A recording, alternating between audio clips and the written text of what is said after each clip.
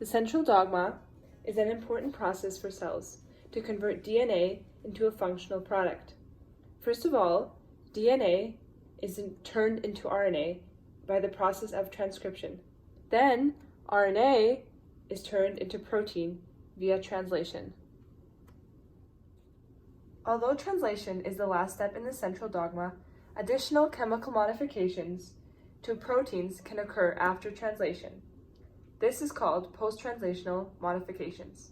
Here, additional groups are added to create a diverse variety of proteins with different functions, processes, and even localization within a cell. Similar to a genome that represents all the different genes, a proteome represents the diverse groups of proteins. There's a vast variety of modifications that can be added to proteins after translation. The most common one we will be discussing is phosphorylation. An overview of phosphorylation is that a protein kinase adds a phosphate group to the protein after translation.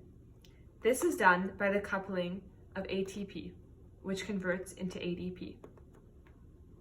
Now let's go into more depth of what this process looks like. So first of all, let's take a look at where the phosphate comes from. Here we see adenosine triphosphate, also known as ATP.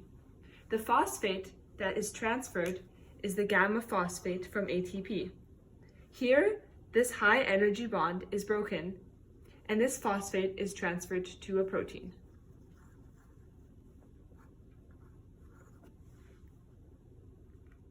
So the most common amino acids in the protein where the phosphate is transferred to include serine, threonine, and tyrosine.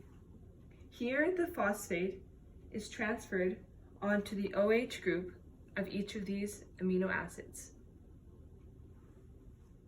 So here we can see an example of a phosphorylated serine. We see this is the serine, which previously had an OH group here, but now has a phosphate group attached from the ATP.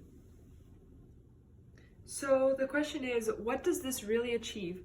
What do these post-translational modifications, specifically what does phosphorylation achieve?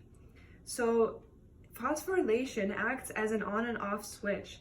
It can be a direct impact when a protein is phosphorylated, such as directly impacting substrate interactions or their binding affinity, or it can also have an indirect impact, which could affect the protein's structure and causing a conformation change.